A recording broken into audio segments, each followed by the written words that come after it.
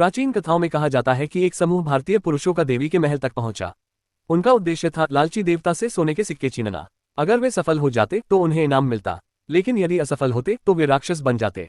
कहा जाता है कि बहुत पुराने समय में एक समृद्धि की देवी थी जो अनंत सोने और अन्न की अधिपति थी।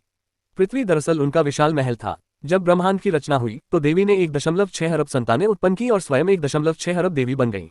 लेकिन उन्होंने अपने पहले पुत्र हस्तर को ही सबसे अधिक प्रेम किया।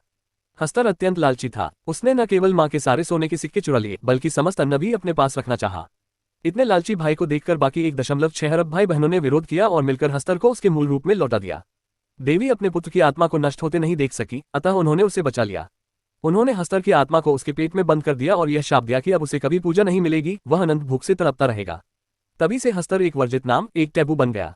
सदियां बीत गईं, जब एक दिन तुम्बाड़ नाम के गांव के कुछ लोगों को हस्तर के अस्तित्व और उसके रहस्य के बारे में पता चला।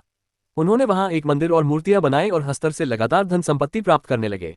देवता इससे क्रोधित हो गए। तभी से तुम्बाड़ गांव और देवताओं के बीच निरंतर संघर्ष चलता रहा। बहुत वर्षों बाद तुम्बाड़ के लोगों ने हस्तर के खजाने तक पहुंचने का तरीका खोज निकाला।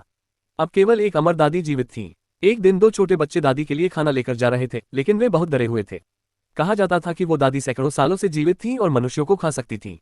जब बच्चे हिम्मत जुटाकर ताले लगे तहखाने तक पहुंचे तभी मां लौट आए। उसने खाना उठाया और दोनों भाइयों को डांट दिया। मां नहीं चाहती थी कि बच्चे दादी के कमरे में जाएं या उन्हें सीधे खाना दें।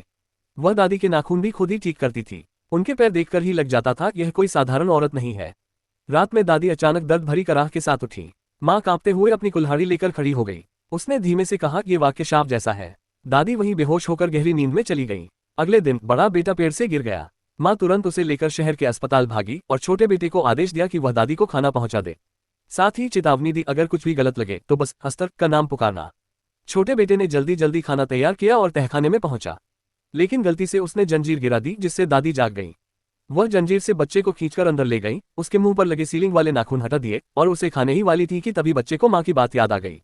उसने हस्तर चिल्लाया। दादी तुरंत गहरी नींद में चली गई और बच्चा जान बचाकर भाग निकला। थोड़ी देर बाद मां अकेली वापस आई, पर उसके साथ उसका बड़ा बेटा नहीं था। पता चला कि वह मर चुका था। मां ने समझा कि यह जगह अशुभ है और उसने ये गांव छोड़ने का निर्णय लिया। लेकिन छोटा बेटा हस्तर के खजाने का रहस्य नहीं छोड़ना चाहता था। मां के मना करने पर उसने कसम खाई कि वह इस श्रापित जगह पर कभी नहीं लौटेगा। खजाने का रहस्य वहीं दफन रह गया। 15 साल बाद वही लड़का अपने वचन को तोड़कर वापस आया। वह एक ऐसी औरत के पास पहुंचा जिसका शरीर सड़ चुका था, मगर उसका दिल अब भी धड़क रहा था। वो 15 सालों से न खा रही थी, न पी रही थी और अब उसके शरीर पर एक विशाल पेड़ उग आया था। लड़का इन विचित्र चीजों से घबराया नहीं बल्कि मुस्कुराने लगा।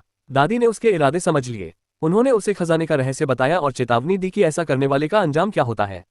कहा, जब तू सोने का सिक्का उठाएगा तब हस्तर तुझे काटेगा और तू कभी नहीं मरेगा। अमर जरूर रहेगा पर एक कुरूप राक्षस बन जाएगा। दादी ने सब सहते सहते मरने की इच्छा जताई तो लड़के ने आग जलाकर उन्हें मुक्ति दी। दादी के बताए अनुसार उसने सच में पूर्वजों के प्रतिशोध का रहस्य खोज निकाला।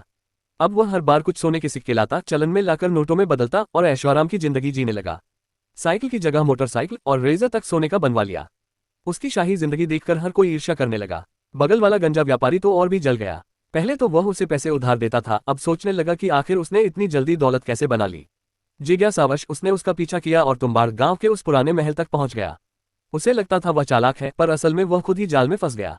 लड़के ने जानबूझकर उसकी नजरों के सामने कुएं में खुदाई का नाटक किया, फिर वहां से निकलते हुए एक सोने का सिक्का गिरा दिया ताकि व्यापारी लालच में रसातल में उतर जाए। जैसे ही वह गया, व्यापारी तुरंत कुएं में कूद पड़ा। नीचे पहुंचकर उसने एक अजीब नजारा देखा। चारों ओर दीवारों पर लाल खून के निशान और हिलता डुलता मांस। वह घबरा गया। अचानक उसे जमीन पर एक लोहे का बक्सा दिखा। उसने हिम्मत जुटाकर बक्सा खोला। अंदर सोना नहीं बल्कि आटे से बना एक मानव आकृति थी। वह हैरान होकर उसे देख ही रहा था कि तभी एक रहस्यमय जीव ने उसे काट लिया। थोड़ी देर बाद वही आदमी लौटा और देखा कि व्यापारी अब एक राक्षस में बदल चुका था। वह समझ नहीं पाया कि उस आटे के आदमी और सोने के सिक्कों में क्या संबंध है। तभी उसे एहसास हुआ, वो लाल गड्ढा वही असली समृद्धि की देवी का गर्भ था और वहीं से हस्तर के शाप की कहानी आज तक जिंदा थी।